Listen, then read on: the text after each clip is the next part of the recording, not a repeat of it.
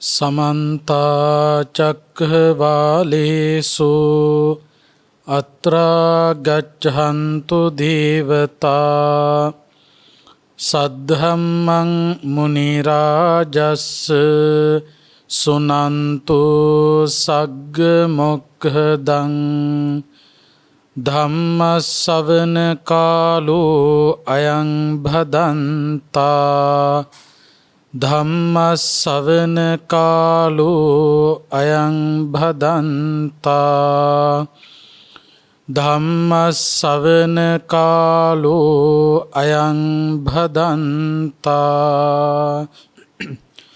नमो तस्स भगवतो अरहतो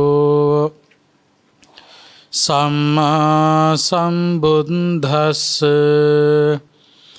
नमो तस्स भगवतो अरहतो सम्मा सम्बुद्धस्स नमो तस्स भगवतो अरहतो सम्मा सम्बुद्धस्स अभिवादन शीलिस्स निच्चं वद्धापचायिनो चत्तारो धम्मा वड्ढन्ति आयुवन्नो सुखं බලන්ති. සදහවත් කාරුණික පින්වතුනි, සුපුරුදු පරිදි ප්‍රඥා රූපවාහිනිය ඔස්සේ ඔබ වෙත ගෙන එන සදැහැති දායකත්ව ධර්ම දේශනාව ශ්‍රවණය කිරීමටයි කවුරුත් මේ වෙලාවේදී බලාපොරොත්තු වෙන්නේ. අද මේ උතුම් ධර්ම දානමය පින්කම සදහැසිතින් සම්පූර්ණත්වයට පත් කරන්නේ ඇස්වත්ත ආයුශ්‍රී සෙවණේ පදිංචි ජ්‍යොතිෂවේදී W දයාරත්න මැන්ඩිස් මැතිතුමන්, ඒ වගේම රංවල පදිංචි PD මාටින් මහත්මයා ඇතුළු පවුලේ පින්වත් කොයි කවුරුත් ඒකරාශී වෙලා බොහොම වටින අරමුණු මූලික ස්ථානයේ තබාගෙනයි අද මේ උතුම් ධර්ම දානමය පින්කම මේ කවුරුත් සම්පූර්ණත්වයට පත් කරන්නේ. බුදුරජාණන් වහන්සේගේ දේශනාවට අනුව ධර්මය දන් දෙනවා කියලා කියන්නේ උතුම්ම පින්කමක්. එක පැත්තකින් පින්වත්නි නිර්වාණ දානයක් කියලා කියන්නත් පුළුවන්. සාමාන්‍යයෙන් අපි දන්නවා නිවන කාටවත් දන් දෙන්න බෑ. තම තමන් උනන්දු වෙන තරමට තමයි තමන්ට නිවන සලසා ගන්නට පුළුවන්කම ලැබෙන්නේ. නිර්වාණ දානයක් හැටියට හඳුන්වන්නට පුළුවන්කම ලැබෙන්නේ නිර්වාණය සලසා ගැනීම සඳහා අප විසින් ප්‍රගුණ කළ යුතු, අප විසින් භාවිතා කළ යුතු ඒ වටිනා මාර්ගය ධර්මය ශ්‍රවණය කිරීමෙන් දියුණු වන නිසා. අපිට බුදුරජාණන් වහන්සේ මේ දුක නැති කරන්න, නිර්වාණය සලසා ගැනීම පිණිස අනුගමනය කළ යුතු මාර්ගයේ හැටියට අනුදැන වදාළේ ආර්ය අෂ්ටාංගික මාර්ගයයි. එහෙම නැත්නම් සීල සමාධි ප්‍රඥා ආර්ය අෂ්ටාංගික මාර්ගයේ බෙදලා තියෙනවා සීල සමාධි ප්‍රඥා හැටියට. සීල සමාධි ප්‍රඥා ප්‍රගුණ කරනවා කියලා කියන්නේ ආර්ය අෂ්ටාංගික මාර්ගය තුල ගමන් කරනවා කියන එකයි. ධර්ම දානමය පින්කම නිර්වාණ දානයක් හැටියට හඳුන්වන්නේ ධර්මයේ ශ්‍රවණය කරන උදවියට මේ ආර්ය අෂ්ටාංගික මාර්ගය ප්‍රගුණ කරන්න එය උපයෝගී වෙන නිසයි. එක පැත්තකින් කල්පනා කරලා බලන්න පින්වත්නි, මේ ධර්මයේ ශ්‍රවණය කරන කාල සීමාව, ධර්මයේ පිළිබඳව ගෞරවය ඇති කරගෙන බුදුරජාණන් වහන්සේ පිළිබඳව, ආර්ය මහා සංඝරත්නය පිළිබඳව සදහැසිත උපදවාගෙන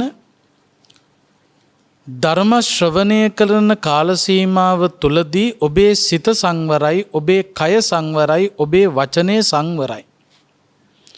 හොඳට බණ අහනවා නම් සීලය ශක්තිමත් වෙනවා.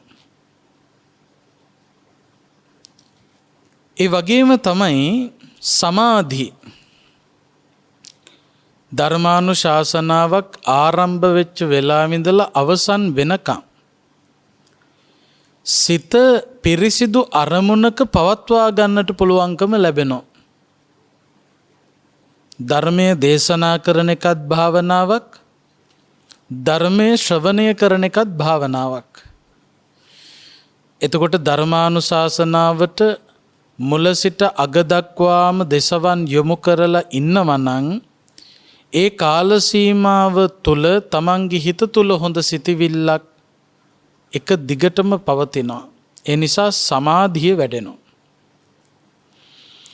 ඒ වගේම තමයි ධර්මයේ පරිශීලනය කිරීමෙන් ප්‍රඥාව අවදි කරගන්නට පුළුවන්කම ලැබෙනවා. ධර්මයේ පරිශීලනය කිරීම හැර ප්‍රඥාව අවදි කරන්න හේතු වන තව ක්‍රමවේදයක් නැහැ. පඤ්ඤා ලබ්භති නාඤ්‍යතෝ. අන් ක්‍රමයක් නැහැ. තියෙන එකම ක්‍රමය තමයි සත්පුරුෂයන් ඇසුරු කිරීම, ධර්මයේ ශ්‍රවණය කිරීම. එතකොට ධර්ම දානමය පින්කමක් තුලින් ඒ දානය ලබන කෙනා, ඒ දානය බාර ගන්න කෙනා සීලයෙන් ශක්තිමත් වෙනවා, සමාධියෙන් ශක්තිමත් වෙනවා, ප්‍රඥාවෙන් ශක්තිමත් වෙනවා. සීල, සමාධි, ප්‍රඥා ආර්ය අෂ්ටාංගික මාර්ගය තුල ගමන් කරන්න ශක්තියක් ඇති වෙනවා. ඒ නිසාම තමයි ධර්ම දානමය පින්කම නිර්වාණ දානයක් හැටියට හඳුන්වන්නට පුළුවන්කම ලැබෙනවා කියලා කියන්නේ. අද ධර්මානුශාසනාව ඔස්සේ පැහැදිලි කරලා දෙන්න බලාපොරොත්තු වෙන්නේ ඔබ නිතර අහලා තියෙන, සමහර විට ඔබට හොඳට කටපාඩම් ගාථා දේශනාවක්. ඔබට සෙත් පතනකොට භික්ෂූන් වහන්සේලා මේ ගාථාව භාවිතා කරනවා. අභිවාදන සීලිස්ස නිච්ඡං වද්ධා පචායිනෝ චත්තාරෝ ධම්මා වඩ්ඩන්ති ආයු වන්නෝ සුඛම් බලං. මේ ගාථාව භික්ෂුන් වහන්සේලා නිතර ඔය ඇත්තන්ට සෙත් පතන්න පාවිච්චි කරනවා. අද කියලා දෙන්න බලාපොරොත්තු වෙන්නේ මේ ගාථාවේ උපත ගැන, මේ ගාථාවේ අන්තර්ගතය ගැන. බුදුරජාණන් වහන්සේ මේ ගාථා දේශනාව සිදු කරන්න හේතු වෙච්ච නිධාන කතාවක් තියෙනවා. මේ ගාථාව අන්තර්ගතව පවතින්නේ ධම්මපදයේ සහස්‍ර වග්ගයේ. ධම්මපදයේ සහස්‍ර වග්ගයේ සඳහන් ගාථාවක්. දඹදිව තිබුණ පින්වතුනි දීඝලම්බික කියලා බමුණු ගමක්. දීඝලම්බික. ඇයි මේ දීඝලම්බික කියන ගමට බමුණු ගමක් කියලා කියන්නේ? වැඩිපුරම හිටියේ බමුණෝ. මෙන්න මේ දීඝලම්බික කියන බමුණු ගමේ බමුණු දෙන්නෙක් ගිහි ජීවිතය පිළිබඳව කලකිරිලා සත්‍ය සොයාගෙන යා යුතුයි කියලා තවුස් පැවිද්දෙන් පැවිදි වුණා. දැන් බුදුහාමුදුරුවෝ පහළ වෙනකොට දඹදිව දෙසටක් මිත්‍යා දෘෂ්ටිය තිබිලා තියෙනවා. ඒ වගේම මේ ඇත්තෝ අහලා තියෙනවා ෂඩ් ශාස්ත්‍රූවරු ගැන. බුදුහාමුදුරුවෝ වගේ තවත් ශාස්ත්‍රූවරු ඉඳලා තියෙනවා. සංජය බෙලට්ටි පුත්ත, අජිත කේසකම්බල, පගුද කච්චායන, නිගණ්ඨ නාත පුත්ත වගේ ෂඩ් ශාස්ත්‍රවරු. මේ ෂඩ් ශාස්ත්‍රවරුන්ගේ විවිධ ඉගැන්වීම් තිබුණා. ඒ ඉගැන්වීම් පිළිගත්තු සමාජයේ මිනිස්සුත් හිටියා, අනුගාමිකයොත් හිටියා. දැන් බුදුරජාණන් වහන්සේගේ දේශනාව පිළිගත්ත, බුදුහාමුදුරුවෝ දෙසූ දහම අනුගමනය කරන, බුදුහාමුදුරුවන්ගේ අනුගාමිකයෝ හැටියට බෞද්ධ ඇත්තෝ ගිහි ජීවිතය අතහැරලා සත්‍ය සොයාගෙන සම්බුදු සසුනේ පැවිදි වෙනවා. ඒකත් පැවිද්ද. එදා පින්වත්නි, බුද්ධ ශාසනයේ පැවිදි වෙන භික්ෂූන් වහන්සේලාට පමණක් නෙවෙයි පැවිද්දා කියලා හැඳින්වුවේ. ඔය ෂඩ් ශාස්ත්‍රූවරු ළඟත් ඒ ශාස්ත්‍රූවරුන්ගේ ඉගැන්වීම් හරි කියලා, ඒ මග තමයි නිවැරදි මග කියලා කල්පනා කරපු සමාජයේ මිනිස්සුත් ඒ ශාස්ත්‍රූවරු ළඟත් ගිහිල්ලා පැවිදි වුණා. ඒකටත් කිව්වේ පැවිද්ද කියලා තමයි. ඉතින් මේ බමුණෝ දෙන්නා, දීගලම්බික කියන බමුණු ගමේ හිටපු බමුණෝ දෙන්නෙක් මේ ගිහි දුක අත්හැරලා දාලා පැවිදි වෙලා සැනසුමක් ලබන්නට ඕනෑය කියලා තවුස් පැවිද්දෙන් පැවිදි වුණා, තාපසයෝ හැටියට. තවුස් පැවිද්දෙන් පැවිදි වෙලා මේ දෙන්නා දීගලම්බික කියන ගමේම ආරාමයක වාසය කරන අතරේ මේ තවුසෝ දෙන්නගෙන් එක තවුසෙක් කල්පනා කළා, මගේ අම්මටයි තාත්තටයි හිටපු එකම කොල්ලා මම දැන් තවුස් පැවිද්දෙන් පැවිදි වෙලා ඉන්නේ. ඒ නිසා මට විවාහ වෙන්නත් බෑ. ඒ නිසා මට දරුවෝ බිහි කරන්න, දරුවෝ හදන්නත් බෑ. දරුවෝ නැති නිසා මගේ අම්මගේ තාත්තගේ පරපුර ඉස්සරහට ගෙනියන්නත් බෑ. තවුස් පැවිද්දෙන් පැවිදි වෙලා පැවිදි ජීවිතය ගත කළොත් මගේ පරපුර මෙතනින්ම නවතිනවා. ඒ නිසා මම මේ පැවිද්ද අතහැරලා දාලා ගෙදර යන්න ඕන, නැවත ගිහි ජීවිතයට යන්න ඕන කියලා මේ තවුස කල්පනා කළා. කල්පනා කරලා මොකද කළේ? පරපුර බේර ගැනීමේ අදහසින්, පරපුර ඉදිරියට ගෙන යන්න ඕන කියන හැඟීමෙන් අනෙකුත් තාපසතුමාටත් කියලා මෙයා තවුස් පැවිද්ද අත්හැරලා දාලා ගෙදර ගියා. ගෙදර ගිහිල්ලා විවාහ වෙලා ඔන්න දරුවෙකුත් බිහි වුණා. කාලයක් ගත වුණා. ඒ කාලයේ අතරතුර තවුස් පැවිද්දෙන් පැවිදි වෙලා හිටපු කාලේ හිටපු අනෙක් තවුසා දිගු ගමනක් ගිහිලා නැවතත් දීගලම්බික කියන ගමේම කැලෑවක වාසය කරනවා කියලා ආරංචිය මෙයාට හම්බුණා. මේ පැවිද්ද අතහැරපු බමුණ කල්පනා කරනවා, දැන් මං කසාදත් බැඳලා මට දැන් අලුත් උපන්න ළමයෙකුත් ඉන්නවා, මම නෝනයි ළමයයි අරගෙන යන්න ඕන මගේ පැවිදි කාලේ මිතුර හම්බෙන්න, තවුස හම්බෙන්න. මොකද කළේ? අලුත උපන්න ළමයාත් තමන්ගේ බිරිඳත් එක් කරගෙන මේ බමුණා යනවා තමන් තවුස් පැවිද්දෙන් පැවිදි වෙලා හිටපු කාලේ තමන් එක්ක ඒ පැවිද්ද ගත කරපු අනෙකුත් තවුස සොයාගෙන. සොයාගෙන යනකොට හමු වුණා. හම්බුණාට පස්සේ බමුණ මොකද කළේ? බමුණගේ අතේ හිටපු අලුත් උපන්න පුංචි ළමයාව බැමිණිගේ අතට දීලා බමුණ මේ තාපසතුමාට වැන්දා. වඳිනකොට තාපසතුමා මේ බමුණට දීර්ඝායුෂ ප්‍රාර්ථනා කළා.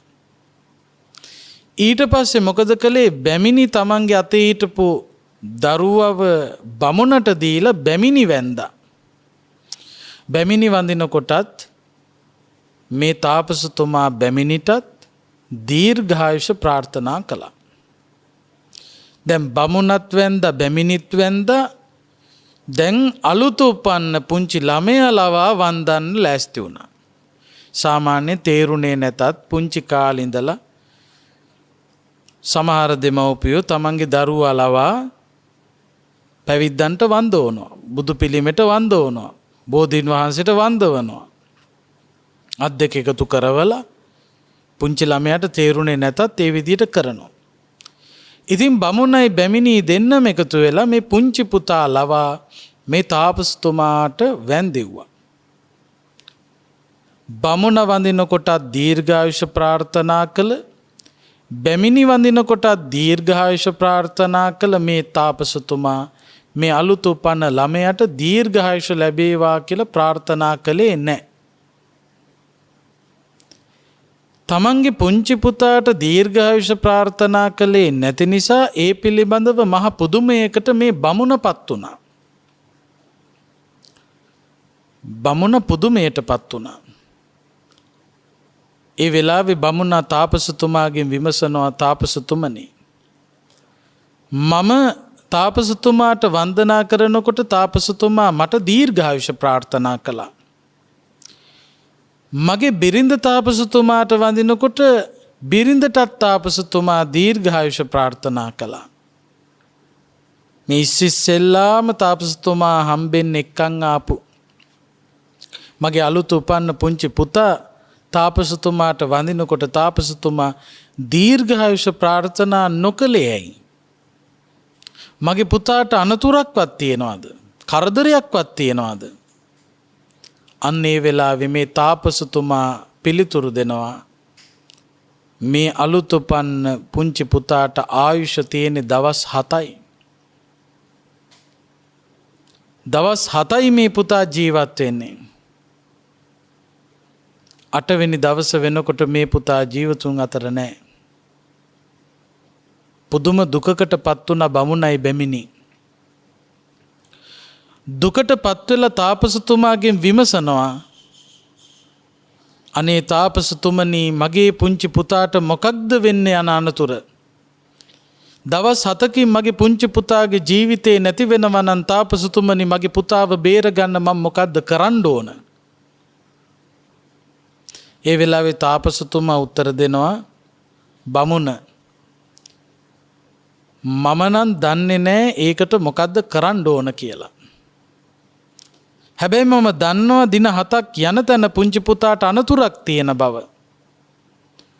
පුංචි පුතාට දීර්ඝායුෂ නොමැති බව නම් මම දන්නවා. නමුත් ඒකෙන් බේරගන්න ක්‍රමයක් මම නම් දන්නේ නැහැ. තාපසතුමා උත්තර දෙනවා නැවතත්, ඔය ප්‍රශ්නෙට සාර්ථකම උත්තර දෙන්න දන්න කෙනෙක් ඉන්නවා. කවුද? ශ්‍රමණ භවත් ගෞතමයන්. ඔබ ඔබේ දරුවට ආදරේ නම් යන්න ශ්‍රමණ භවත් ගෞතමයන් හම්බෙන්න. බුදුහාමුදුරු හරි දක්ෂයි ඕ වගේ ප්‍රශ්නවලට උත්තර දෙන්න. දරුවට ආදරේ නම් එක්කරගෙන යන්න බුදුහාමුදුරු ළඟට. බුදුහාමුදුරු ළඟට යන්න කැමැත්තක් තිබුණෙත් නැහැ. තාපසතුමා කියනවා, දරුවට කැමැති නම්, දරුවා ජීවත් කරවන්න ඕන නම් බුදුහාමුදුරු ළඟට යන්නම වෙයි. කෙසේ නමුත් මොකද කළේ? දරුවට තිබිච්ච ආදරේ නිසා මේ පුංචි පුතත් බැමිණිත් එක්කරගෙන මේ බමුණා ලෞතුරා බුදුරජාණන් වහන්සේ මුණ ගැහෙන්න එක්කරගෙන ගියා. බුදුහාමුදුරුවෝ ළඟට ගිහිල්ලත් බමුණා මොකද කළේ? තමන්ගේ අතේ හිටපු පුංචි පුතාව බැමිණිගේ අතට දීලා බුදුහාමුදුරන්ට වැඳා. ඒ වෙලාවෙත් බුදුහාමුදුරුවොත් මේ බමුණට දීර්ඝායුෂ ලැබේවා කියලා ප්‍රාර්ථනා කළා. බැමිණි තමන්ගේ අතේ හිටපු පුංචි පුතාව බමුණගේ අතට දීලා බැමිණිත් වැඳා. බැමිණිටත් බුදුරජාණන් වහන්සේ දීර්ඝායුෂ ලැබේවා කියලා ප්‍රාර්ථනා කළා. අර තාපසතුමා ළඟදි කළා වගේම බමුණයි බැමිණි දෙන්නම එකතු වෙලා අලුත් උපන්න පුංචි පුතා ලවා බුදුහාමුදුරුවන්ට වන්දවන්න හදනකොට බුදුහාමුදුරුවෝ මේ පුංචි පුතාට දීර්ඝායුෂ ප්‍රාර්ථනා කළේ නැහැ. ඒ වෙලාවේ තවත් තහවුරු වුණා වෙන්න තියෙන අනතුර ගැන. බමුණ බුදුහාමුදුරුවන්ට වැඳලා අහනවා, බුදුහාමුදුරනේ, ඇයි මගේ පුතාට දීර්ඝායුෂ ප්‍රාර්ථනා කළේ නැත්තේ? මටත් දීර්ඝායුෂ ප්‍රාර්ථනා කළා, මගේ බිරිඳටත් දීර්ඝායුෂ ප්‍රාර්ථනා කළා. මේ අලුත් උපන්න පුංචි පුතාට ඇයි බුදුහාමුදුරුවනේ දීර්ඝායුෂ ප්‍රාර්ථනා කළේ නැත්තේ? බුදුහාමුදුරුවෝ ඒ වෙලාවේ ප්‍රකාශ කරනවා, බමුණ මේ පුංචි පුතාට දින 7කට වඩා ආයුෂ නැහැ. අනතුරක් ඉදිරියේ තිබෙනවා. බමුණ තවත් දුකටපත් වුණා. දුකටපත් වෙලා කර කියා ගන්න දෙයක් නැති තැන බුදුරජාණන් වහන්සේගෙන් විමසනවා, බුදුහාමුදුරුවනේ මගේ පුංචි පුතාට දින 7ක් ගත වෙන තැනදී සිදුවන අනතුරෙන් බේරගන්න මම මොකක්ද කරන්න ඕන? ඔය දරුවට අවරුද්ධ කියන යක්ෂයා බැල්ම දාලා තියෙනවා. දින 7ක් යන තැන අවරුද්ධ කියන යක්ෂයාගේ දවස උදා වෙනවා. ඒ දවසට මේ දරුවව ගන්න තමයි එන්නේ. බුදුහාමුදුරුවෝ මොකද කළේ? මේ බමුණට උපදෙස් දුන්නා ඒකෙන් මේ දරුවව බේරගන්න. ඒ උපදෙස තමයි බමුණ ගෙදරට ගිහිල්ලා ප්‍රථම කොට මුළු ගෙදරම පිරිසිදු කරන්න. මුළු ගෙදරම පිරිසිදු කරන්න. මුළු ගෙදරම පිරිසිදු කරලා භික්ෂූන් වහන්සේලාට වැඩ ඉන්න පුළුවන් විදියට මණ්ඩපයක් සකස් කරන්න. මණ්ඩපයක් සකස් කරලා ආසන පමුණුවන්න. ආසන පමුණුවලා සදහැසිතින් භික්ෂූන් වහන්සේලා තමන් වහන්සේගේ නිවසට වැඩම කරව ගන්න. වැඩම කරවගෙන පුංචි පුතා තියාගෙන භික්ෂූන් වහන්සේලා ලවා ධර්ම සජ්ජායනාවක යෙදෙන්න. පිරිත් සජ්ජායනාවක යෙදෙන්න. එවිට මේ දරුවව බේරගන්න පුළුවන්කම ලැබේවි. බුදුරජාණන් වහන්සේට වැඳලා මේ බමුණයි බැමිණි පුංචි පුතයි ගෙදර ගිහිල්ලා මුළු ගේම පිරිසිදු කළා. පිරිසිදු කරලා මණ්ඩප සකස් කරලා ආසන පමුණුවලා බුදුහාමුදුරුවෝ වෙතට නැවත පැමිණිලා ප්‍රකාශ කරනවා, බුදුහාමුදුරුවනේ බුදුහාමුදුරුවෝ කියපු විදියට මම නිවස සූදානම් කළා. දැන් මට අඩුවට තියෙන භික්ෂුන් වහන්සේලා. බුදුරජාණන් වහන්සේ භික්ෂුන් වහන්සේලාට ආමන්ත්‍රණය කරලා මේ බමුණගේ නිවසට වැඩම කරලා පිරිත් සජ්ජායනාව ආරම්භ කරන හැටියට අවවාද කළා. ඒ අනුව භික්ෂූන් වහන්සේලා වැඩම කරලා මණ්ඩපය තුල වඩා හිඳුවලා පුංචි පුතත් මැදින් තියාගෙන එක දිගට පිරිත් දේශනාව සිදු කරන්න ආරම්භ කළා. දවස් 7ක් එක දිගට පිරිත් සජ්ජායනා කළා, නොකඩ කොට. දරුවා මැදින් තියාගෙන නොකඩ කොට දවස් 7ක්. 7 වෙනි දවස, ඒ කියන්නේ අවරුද්ධ කියන යක්ෂයාට මේ දරුවා ගන්න පුළුවන් වෙලාව. 7 වෙනි දවසේ බුදුරජාණන් වහන්සේත් මේ පුංචි පුතාට පිරිත් කියන්න වැඩියා. බුදුහාමුදුරුවෝ වැඩ ඉන්නවා, මහා සංඝරුවන වැඩ ඉන්නවා, ධර්මයේ සජ්ජායනා කරනවා. පින්වතුනි, බුදුරජාණන් වහන්සේ වැඩම කරලා මහා සංඝරුවන සමග ධර්මයේ සජ්ජායනා කරනකොට, පිරිත් සජ්ජායනාව සිදු කරනකොට ඒ පිරිත් ස්වරය අහන්න, ඒ ධර්ම සජ්ජායනාව අහන්න මහේශාක්‍ය දෙවිවරු මණ්ඩපය වටා රැස් වුණා. අල්පේශාක්‍ය දෙවිවරු වට වුණා. ඒ විදියට විවිධ දෙවිවරු එතනට රැස් වුණා.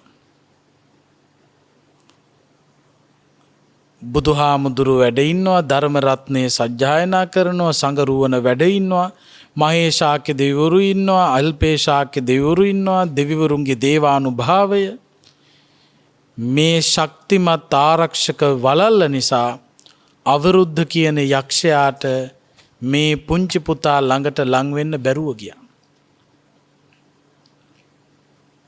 ලං වෙන්න බැරුව ගියපු නිසා අවරුද්ධ කියන යක්ෂයා පරාජිත වුණා. දරුවව දැහැගන්න බැරි වුණා. ඒ ගොදුර අතහැරලා දාලා අවරුද්ධ යක්ෂයා එතනින් පිටත් වුණා. ඒ නිසා මේ පුංචි පුතා දවස් 7කින් උරුම වෙන්න තිබිච්ච මරණයෙන් ගැලවුණා. 8 වෙනි දවසේ බමුණයි බැමිණි පුංචි පුතත් එක්කරගෙන බුදුහාමුදුර ළඟට ගිහිල්ලා බුදුහාමුදුරන්ගෙන් විමසනවා. මහා ආශ්චර්යයක් බුදුහාමුදුරනේ මගේ පුතා බේරුණා. දැන් මගේ පුතා කොච්චර කාලයක් ජීවත් වෙයිද බුදුහාමුදුරනේ? බුදුහාමුදුර ඒ වෙලාවේ බමුණටයි බැමිණිටයි ප්‍රකාශ කරනවා. දවස් 7ක් යන තැන මිය දෙන්න හිටපු මේ පුංචි පුතා දැන් අවුරුදු 120ක් ආයුෂ භුක්ති විඳිනවා කියලා බුදුහාමුදුරු ප්‍රකාශ කළා. ඉතින් මේ ආයුෂ ලැබුණු නිසා දවස් 7කින් මිය දෙන්න හිටපු පුතෙකුට ආයුෂ ලැබුණු නිසා ආයුෂ දීර්ඝ වෙච්ච නිසා මේ පුතාට නම තැබුවා ආයුවර්ධන කුමාරයා කියලා. ආයුෂ වැඩුණු ආයුවර්ධන කුමාරයා. ඉතින් ආයුවර්ධන කුමාරයා ටික ටික ළමා විය ගත කරලා තරුණ වියට පත් වෙලා දැන් තරුණෙක්. බොහොම ශක්තිමත්ව එහාට යනවා මෙහාට යනවා යාළුවොත් එක්ක සැරිසරනවා හැසිරෙනවා. ඉතින් භික්ෂූන් වහන්සේලාට මේ ආයුවර්ධන කුමාරයා දුවලා පැනලා කඩිසරව ඉන්නවා දකිනවා. දකින්න ලැබුණාම භික්ෂූන් වහන්සේලා කතා වෙනවා බලන්න දවස් 7කින් මැරෙන්නේ හිටපු කොල්ලා. දැන් ළමා වියත් ගත කරලා දැන් තරුණෙක්. හැඩි දැඩි තරුණයෙක් හැටියට කඩිසරව කටයුතු කරන විදිය බලන්න. ආයුෂ වැඩුණු හැටි. බුදුරජාණන් වහන්සේ මේ භික්ෂූන් වහන්සේලා මේ ගැන කතා කර කර ඉන්න වෙලාවේ බුදුහාමුදුරුවෝ එතනට වැඩම කළා. වැඩම කරලා භික්ෂූන් වහන්සේලාගෙන් විමසනවා මහණෙනි මොනවා ගැනද කතා කර කර හිටියේ? නෑ බුදුහාමුදුරුවනේ මේ ආයුවර්ධන කුමාරයා ගැනයි කතා කළේ. දවස් 7ක් යන තැන මැරෙන්න හිටපු කොල්ලෙක්. අද බලන්නකො බුදුහාමුදුරුවනේ ආයුෂ ලැබිලා. දැන් තරුණයි. කඩිසරව ජීවිතය ගෙවනවා. ආයුෂ වැඩුණු හැටි එක මහා ආශ්චර්යයක් කියලා ඒ වෙලාවේ භික්ෂුන් වහන්සේලා බුදුහාමුදුරන්ට මතක් කළා. ඒ වෙලාවේ බුදුහාමුදුරෝ දේශනා කරනවා ආයුෂ විතරක් නෙවෙයි මහණෙනි. තව සම්පත් වර්ධනය කරගන්න පුළුවන් ක්‍රම තියෙනවා. දැන් දවස් 7ක් යන තැන මැරෙන්න හිටපු මේ පුංචි පුතාගේ ආයුෂ වැඩුණා. කොහොමද ආයුෂ වැඩුණේ? අනුතුරෙන් බේරගත්තු නිසා. බුදුහාමුදුරුවෝ දේශනා කරන ආයුෂ විතරක් නෙවෙයි වර්ණය, සැපය, බලය පවා වර්ධනය කරගන්න පුළුවන්. ආයුෂ විතරක් වැඩුණට වැඩකුත් නැහැ. වර්ණය වැඩෙන්න ඕන. ආයුෂයි වර්ණයයි දෙකම වැඩුණට වැඩක් නැහැ. සැපය වැඩෙන්නත් ඕන. ආයුෂ වර්ණ සැප තුනම වැඩුණත් වැඩක් නැහැ. බලය වැඩෙන්න ඕන. ආයුෂ වර්ණ සැප බල කියන මේ බල හතර සම්පත් හතර දියුණු කරගන්න පුළුවන් නම් ඒකේ නා තමයි සාර්ථක. ඒ බලයන් ඒ සැපයන් වර්ණය ආයුෂ වර්ධනය කරගන්න අනුගමනය කළ යුතු වැඩපිළිවෙල ගැන බුදුහාමුදුරු දේශනා කළා. දැන් බලන්න අනතුරක් වෙන්න තිබිච්ච ආයුවර්ධන කුමාරයව බේරගත්තේ බුද්ධ ධම්ම සංඝ කියන තුන්රුවන සහ දේවානුභාවය. යක්ෂයට පැත්ත පලාතකට එන්න බැරි වුණා. මෙතනදී අපට පැහැදිලි කරලා දෙනවා පිරිත් දේශනාවක තිබෙන බලය වටිනකම. ධර්ම සජ්ජායනාවක තියෙන බලය වටිනකම. දැන් ඔය සර්වරාත්‍රික පරිත්‍රාණ දේශනා, මහ පිරිත් දේශනා, වේල් පිරිත් දේශනා, සෙත් පිරිත් දේශනා ආදී වශයෙන් පිරිත් දේශනා, පිරිත් සජ්ජායනාවන් අපි කරනවා. තම තමන්ගේ ජීවිතේ මංගල සම්මත අවස්ථාවලදී වටින අවස්ථාවලදී ලෙඩ වෙච්ච අවස්ථාවලදී මරණාසන්න මොහොතේදී පවා බෞද්ධයන් හැටියට මේ පිරිත් දේශනාදී කටයුතු වල බොහෝම ඇල්මක් දක්වනවා. පිරිත කියන්නේ මොකක්ද? පරිසමන්තතෝ තායති රක්ඛතිති පරිත්තං. හැම පැත්තකින්ම රැකවරණය ආශිර්වාදය ආරක්ෂාව සලසන නිසා බුදුරජාණන් වහන්සේ දේශනා කරපු ධර්මයම පිරිත පරිත්ත පරිත්‍රාණ කියලා හඳුන්වනවා. එතකොට අපට හැම පැත්තකින්ම රැකවරණයක් ආශිර්වාදයක්. කොහොමද රැකවරණය එන්නේ? පින්වත්නි, ධර්මයේ සජ්ජායනා කරන තරමට, ධර්මයේ මෙනෙහි කරන තරමට, ධර්මයට අනුගතව හැසිරෙන තරමට සුනාත ධාරේත චරාත, බණ අහන තරමට, ධාරණය කරගන්න තරමට, හැසිරෙන තරමට තමන්ට පුදුම රැකවරණයක් හම්බෙන්නේ. සිත, කය, වචනය කියන තුන් දොරෙන්ම ධර්මයට අනුගත ජීවිතයක් ගෙවන්න ඕන.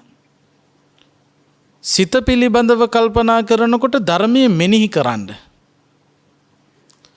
ඔබ ශ්‍රවණය කරන සූත්‍ර දේශනා, විවිධ ධර්ම දේශනා, ඒ තුල අන්තර්ගත කරුණු අන්න ඒවා මෙනෙහි කරන්න ඕන. ධර්මය මෙනෙහි කරන්න. එතකොට සිත පිරිසිදු වෙනවා. ඒ වගේම තමන්ගේ වචනය හරහා ධර්මයේ සජ්ජායනා කරන්න. ඒ සජ්ජායනාව තුළින් තමන්ගේ වචනය පිරිසිදු වෙනවා. තමන්ගේ කායික හැසිරීම තුළ ධර්මයට අනුගත හැසිරීමක් ඇති කරගන්න. සිත, කය, වචනය කියන තුන් දොරෙන්ම ධර්මයට අනුගතව කටයුතු කිරීම හැර වෙන රැකවරණයක් ඇත්තේ නැහැ. ධම්මෝ හවේ රක්ඛති ධම්මචාරී. ධර්මයේ හැසිරෙන කෙනාව ධර්මයේ විසින්ම රකින්න. මේ ලෝකේ ජීවත් වෙනකොට අපි හැමෝම විවිධ රැකවරණ පිළිබඳව විශ්වාස තියාගෙන ඉන්නවා. දරුවෝ දෙමව්පියෝ ගැන, දෙමව්පියෝ දරුවෝ ගැන, ස්වාමියා භාර්යාව ගැන, භාර්යාව ස්වාමියා ගැන, ඊළඟට ප්‍රධාන අය ආරක්ෂකයෝ ගැන, මේ විවිධ පුද්ගලයෝ පිළිබඳව විශ්වාසය තියාගෙන ඉන්නවා.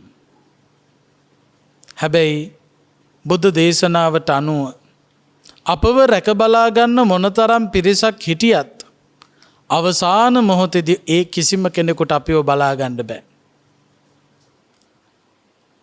ආයුධ සන්නද්ධව මොනතරම් ආරක්ෂකයෝ 100,000 ගාණක් ඔබව වට කරගෙන හිටියත් මරණය අභියසදී ඒ කාටවත් මාරයාගෙන් බේර ගන්න පුළුවන් කමක් නැහැ. අපි ආදරය කරන අය බොහෝමයක් ඉන්න පුළුවන්. අපිව රකින්න උත්සාහ කරන අය බොහෝමයක් ඉන්න පුළුවන්. ඔබට ඔබේ අම්මා ආදරේ, තාත්තා ආදරේ, අම්මට තාත්තට දරුවෝ ආදරේ, ස්වාමියාට භාර්යාව ආදරේ, භාර්යාවට ස්වාමියා ආදරේ. ඒ නිසා ළඟට ලං වෙලා ඔළුව අතගාමින් අතපය අතගාමින් ළඟටම වෙලා ඉන්නවා. හැබැයි හොඳට මතක තියාගන්න, ඒ හැමෝටම වඩා ළඟින්ම ඉන්නේ මාරයා. මාරයා තරම් ඔබට ලං වෙච්ච කෙනෙක් තවත් ඇත්තේ නැහැ. ඒ නිසාම තමයි වට කරගෙන මොනතරම් පිරිසක් ඔබව අල්ලගෙන තද කරගෙන බැඳගෙන හිටියත් මාරයට ඔබව ගන්න ලේසි. ඇයි? ළඟම ඉන්නේ මාරයා. uppattiya sahevedang මරණං ආගතං සදා මරණත්තාය ඕකාසම් වදකෝ විහෙසති. ඉපදුණු සත්වයා පිටුපස මාරයා සැරිසරනවා හරියට වදකයෙකුගේ ස්වරූපෙන්. වදකයෙක් වගේ. ඒ නිසා හොඳට මතක තියාගන්න, කාටත් වඩා ළඟින් ඉන්නේ මාරයා. මාරයා අපට රැකවරණයක් නෙවෙයි සලසන්නේ. මාරයා වදකයෙකුගේ ස්වරූපයෙන් තමයි අපේ පිටුපස සැරිසරන්නේ. ඒ නිසා පින්වතුනි, මරණය අභියසදී අපට හිතසුව පිණිස පවතින්නෙම ධර්මයට අනුගතව හැසිරුණු ජීවිතය. මේ ලෝකයේ මිනිස්සෙක් කවමදාකවත් අසරණ නොවුණු තත්වයකට අසරණ වන අවස්ථාවක් තමයි මරණාසන්න මොහොත කියලා කියන්නේ. පොඩ්ඩක් හිතලා බලන්න. ජීවිතේ විවිධ අවස්ථාවලදී තනි වෙච්ච තැන් තියෙනවා. අම්මා තාත්තා දාලා ගිහිල්ලා, දරුවෝ දාලා ගිහිල්ලා, නෝනා දාලා ගිහිල්ලා, මහත්තයා දාලා ගිහිල්ලා, යාළුවෝ දාලා ගිහිල්ලා.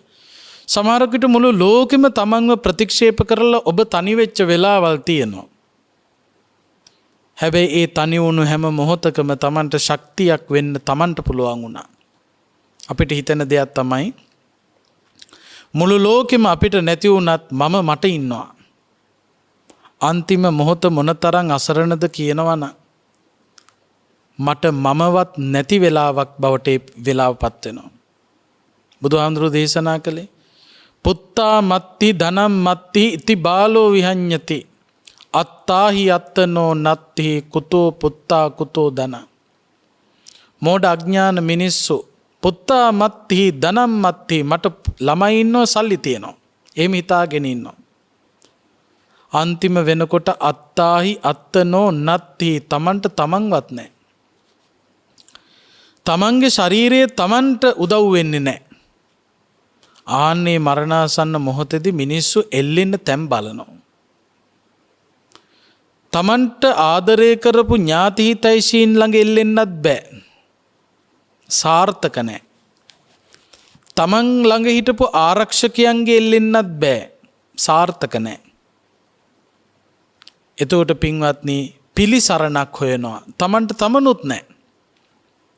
අවසාන මොහොතේ පිලිසරණක් හොයනකොට මතක් වෙනවා කුතෝ පුත්තා කුතෝ ධන. මට මංවත් නැහැ මොන පුතෙක්ද මොන ධනයක්ද.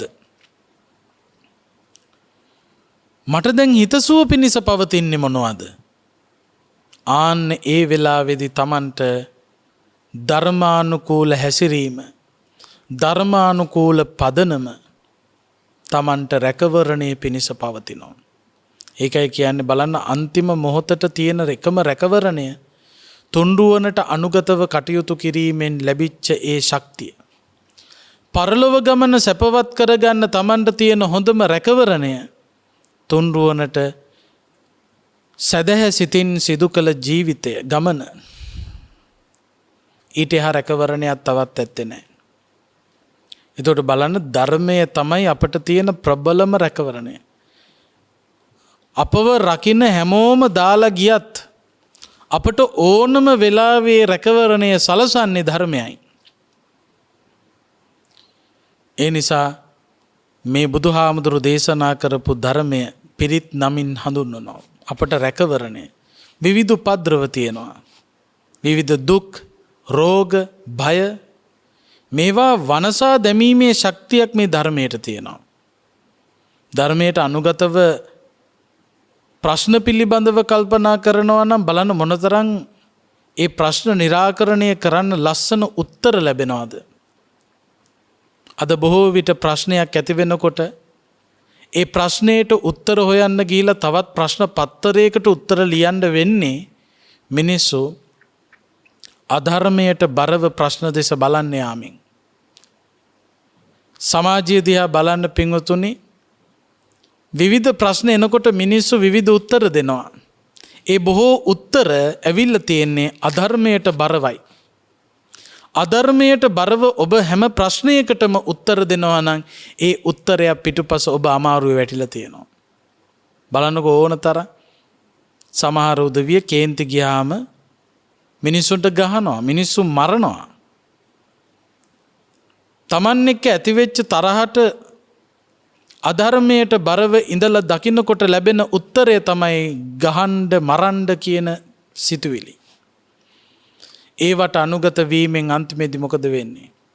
ගැව්වහම මැරුවාම Tamanට හානිය පිණිස පැවතුණු හතුරා නැති වෙච්ච බව ඇත්ත. ඊට පස්සේ මේ මෝඩ අඥාන කෙනා මුළු ජීවිත කාලයම හිරගෙයි ලගිනවා. ප්‍රශ්නවලට අධර්මයට බරව උත්තර සැපීමෙන් අපට තවත් භයානක ප්‍රශ්න පත්තරයක් ඇති වෙනවා මිසක්කා ප්‍රශ්නය නැති කරගන්න පුළුවන්කමක් ලැබෙන්නේ නැහැ. ඒ නිසා ධර්මයට අනුව ප්‍රශ්නවලට විසඳුම් හොයන්න ඕන. බලන්න පින්වත්නි, අනතුරක් ඇති වෙන්නට ඉඩ තිබුණු මේ පුංචි පුතාට පිරිත් දේශනාවෙන් ලැබුණු ආශිර්වාදය දැන් ඔය ඇත්තොත් සර්ව රාත්‍රික පරිත්‍රාණ දේශනා එහෙම සිද්ධ කරනවා. මේ සර්ව රාත්‍රික පරිත්‍රාණ දේශනා සිදු කරනකොට ඒ හරහා ශක්තිය බලය ලැබෙන ආකාර කීපයක් තියෙනවා. පැති කීපයකින් රැකවරණය ලැබෙනවා. ඒ රැකවරණයත් එක්ක තමයි Tamanට මහ පුදුම ශක්තියක් ආශිර්වාදයක් අත්පත් කරගන්නට පුළුවන්කම ලැබෙන්නේ. එක පැත්තකින් බුද්ධ ධම්ම සංඝ කියන තුන්රුවනේ ආශිර්වාදය. තාම අපට බුදුරජාණන් වහන්සේ වැඩිය හා සමාන හැඟීමෙන් කටයුතු කරන්න පුළුවන්.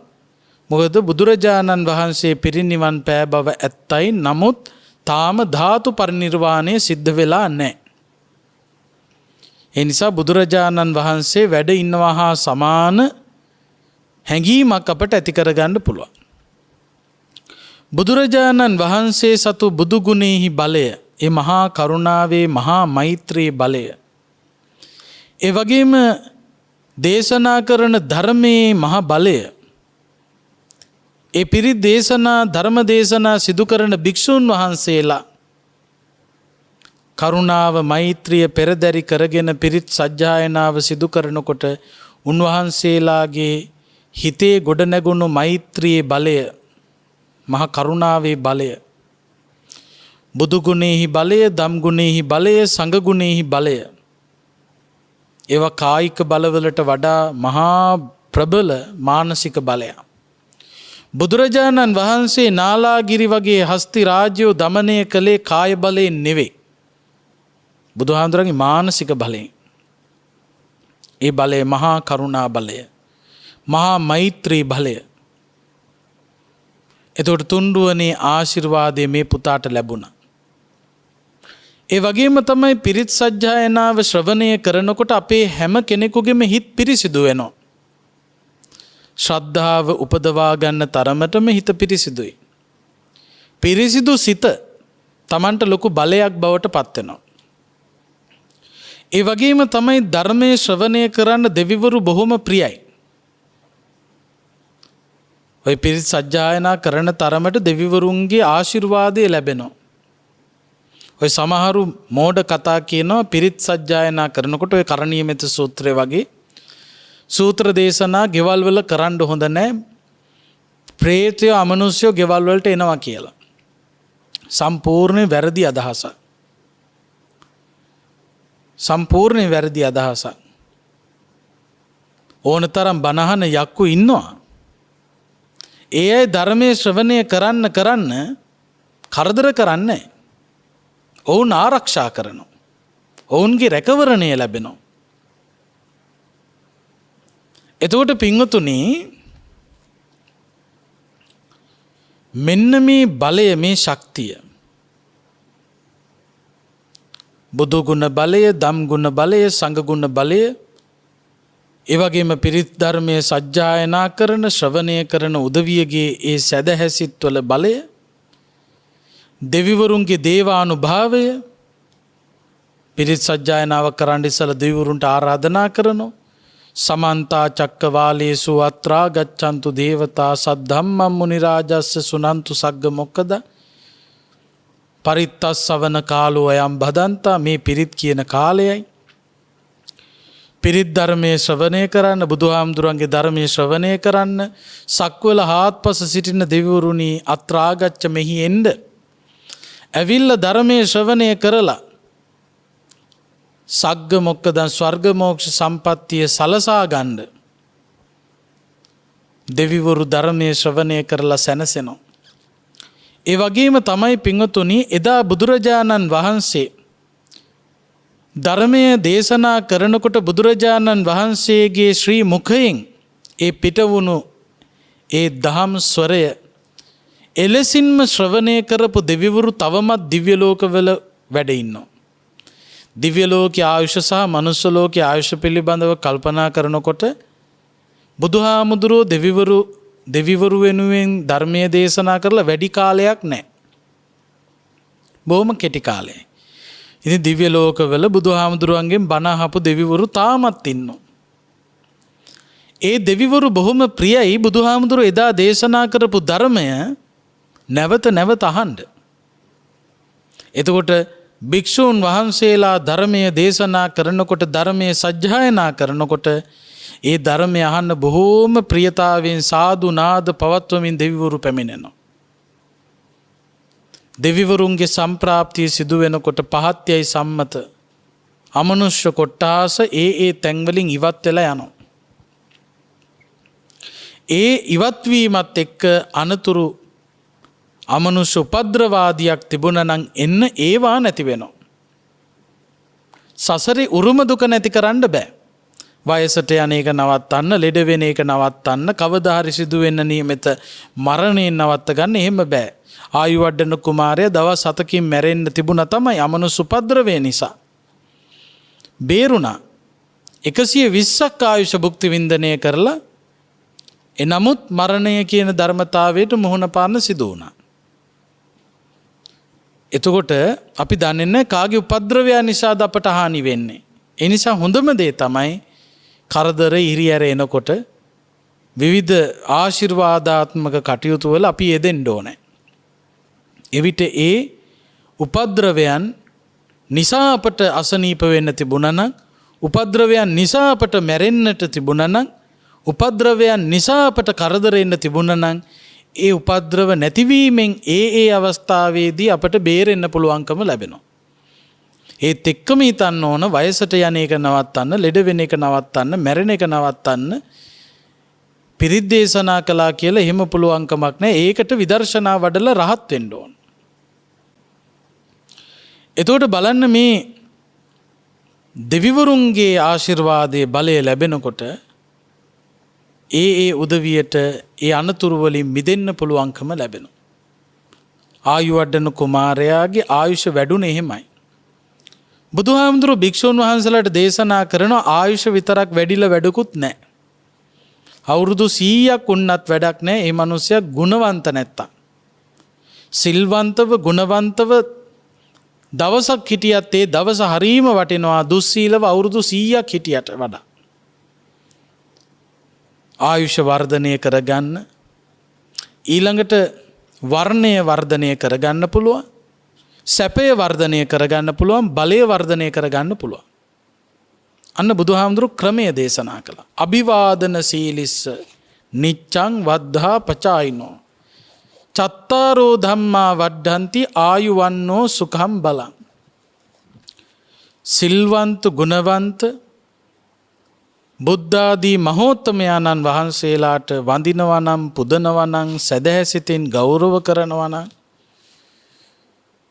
ඒ වගේම යහපත් ජීවිත ගමනක යෙදෙනවා නම් අන්න ඒ කෙනාට යාදිසම් වපතේ බීජං තාදිසං හරතේ පලං, වපුරන බීජයට අනුව ඵල ලැබෙන්නාසේ ආයුෂ වර්ණ සැප බල ප්‍රඥා ලැබෙනවා. ආයු වඩන කුමාරයාගේ ආයුෂ වැඩි වුණේ තුන්රුවන කෙරෙහි සදහැසිත ගොඩනගාගෙන ඒ කටයුතු දෙමව්පියෝ කරපු නිසා.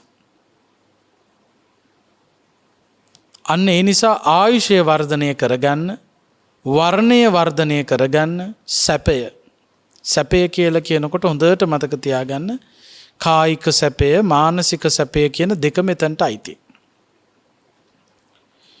ඊළඟට බල කියලා කියනකොට දැන් සමහර තැන්වල ඔයත් අහලා තියෙනවා ආයුෂ වර්ණ සැප බල ප්‍රඥා කියලා. ප්‍රඥාවත් අන්තර්ගත කරලා තියෙනවා. ආයුෂ වර්ණ සැප බල ප්‍රඥා සම්පත්තීන් 5යි. දැන් මෙතන චත්තාරෝ ධම්මා වඩ්ඩಂತಿ ආයු වන්නෝ සුඛං බලං. කෙනෙක් හිතයි ප්‍රඥාව නැත්තේ. ආයුෂය, වර්ණය, සැපය, බලය. සැපය සහ බලය ගැන කල්පනා කරනකොට සැපය කියන එක ඇතුලේ තියෙනවා කායික සැප සහ මානසික සැප කියන දෙකම. බලය කියන තැන තියෙනවා කායික බලය සහ මානසික බලය. කායික බලයේ ශක්තිය, මානසික බලය කියන්නේ ප්‍රඥාව. එතකොට මේ ආයුෂ වර්ණ සැප බල මේවා ලබන්න නම් අපි බුද්ධ ආදී මහෝත්තමයන්න් වහන්සේලාට මේ ධර්මයට සදහැ සිතින් උපස්ථාන කළ යුතුයි. වන්දනා කළ යුතුයි. ඒ වන්දනාව සිදු කරන තරමට දාන ආදී පින්කම් වල යෙදෙන තරමට තමන්ට ආයුෂ වර්ණ සැප බල ප්‍රඥා ලබන්න පුළුවන්කම ලැබෙනවා. ඉතින් බලන්න පින්වතුනි, දවස් 7කින් අනතුරට පත්වෙන්න හිටපු මේ පුංචි පුතා බේරුනේ තුන්රුවනේ මහ බලය නිසා. ඒ නිසා අද ධර්මානුශාසනාව ඔස්සේ ඔබට පැහැදිලි කරලා දෙන්නට බලාපොරොත්තු වුණේ ජීවිතේ විවිධ අවස්ථාවලදී උපද්‍රව කරදර එන්න පුළුවන්. ඒව මොන හේතු නිසා එනවද කියලා සමහරක් විට කියා ගන්න බෑ. සමහර විට තමන්ගේ මෝඩකම නිසාම ඇතිවෙන ප්‍රශ්න. තව සමහර විට සසරේ ස්වභාවය හැටියට එන ප්‍රශ්න. තව සමහරක් විට අමනුෂ්‍ය උපද්‍රව නිසා ඇතිවෙන ප්‍රශ්න. එතකොට අපි මේ විදියට ධර්මයට අනුගතව යම්කිසි පිළිවෙලක් කරනවා නම්, පිළියමක් කරනවා නම්, අමනුෂ්‍ය ආදී පහත් සත්ව කොට්ටාස වලින් Tamanට සිදු වෙන්න තියෙන උපද්‍රව නම් ඒ උපද්‍රව නැති කරගන්න පුළුවන්. ඊළඟට Taman මෝඩකම නිසා ප්‍රශ්නවල පැටලෙනවා නම් ප්‍රඥාව අවදි කර ගැනීමෙන් ඒ ප්‍රශ්න නැති කරගන්න පුළුවන්. සසරේ දෝෂය නිසාම මේ ඇතිවෙන සියලුම ප්‍රශ්න නැති කරගන්න කෙලෙස් ප්‍රහීන කරන විදර්ශනාව ප්‍රගුණ කරන්න පුළුවන්. ඒ නිසා ප්‍රශ්න නැති කරගන්න තියෙන එකම විසඳුම බුදුහාමුදුරෝ දේශනා කරපු ධර්මයයි. ධර්මය ඔස්සේ කටයුතු කරලා උපද්‍රව රහිතව මේ භව ගමන සැපවත්ව ගත කරන්නත්, පරලොව ගමන සුවපත් කරගන්නත්, සසර දුකින් එතරව ගෞතම බුදු සසුනේදී උතුම් ධර්මාවබෝධය ලබන්නත් මේ උතුම් ධර්ම දානමය පින්කම කාටත් හේතු වේවා වාසනා වේවා කියලා ප්‍රාර්ථනා කරන්න.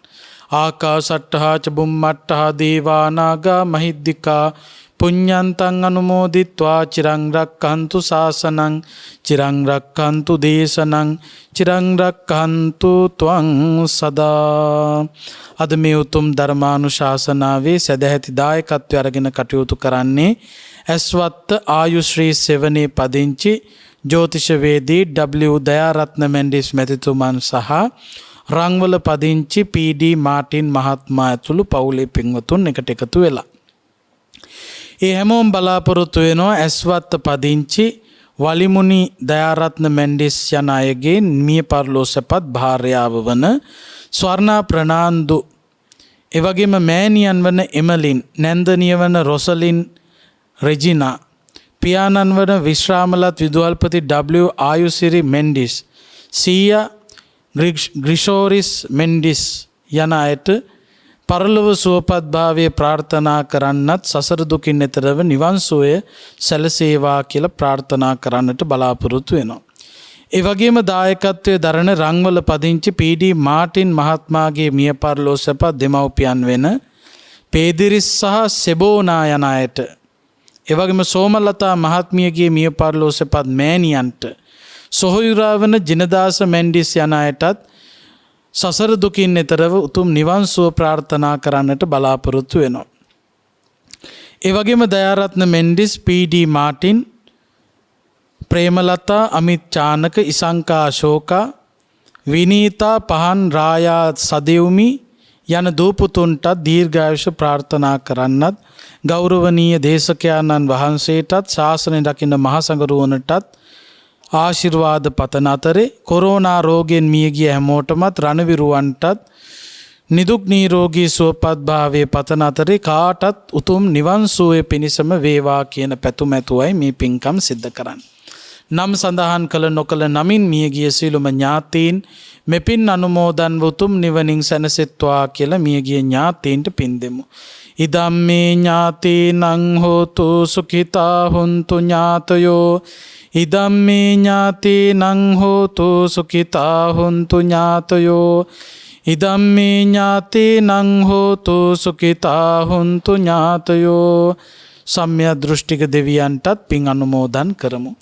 ඉත්තාවතාච අම්හෙහි සම්භතම් පුඤ්ඤ සම්පදං සබ්බේ දේවා අනුමෝදන්තු සබ්බ සම්පත්ති සිද්ධියා ඉත්තාවතාච අම්හෙහි සම්භතම් පුඤ්ඤ සම්පදං සබ්බේ දේවා අනුමෝදන්තු සබ්බ සම්පත්ති සිද්ධියා ඉත්තාවතාච අම්හෙහි සම්භතම් පුඤ්ඤ සම්පදං සබ්බේ දේවා අනුමෝදන්තු සබ්බ සම්පත්ති සිද්ධියා ඉත්තාවතාච අම්හෙහි සම්භතම් පුඤ්ඤ සම්පදං සබ්බේ දේවා අනුමෝදන්තු සබ්බ සම්පත්ති සිද්ධියා මෙසේ රැස් කරගත් සකල කුසලානිසංසයන්ගේ බලෙන් කාටත් සසර දුකින් එතරව ගෞතම බුද්ධ ශාසනයේදීම උතුම් නිවනින් සැනසීම පිණිසම හේතු වේවා වාසනාව වේවා කියලා සාදු කියලා නිවන් පතන්න.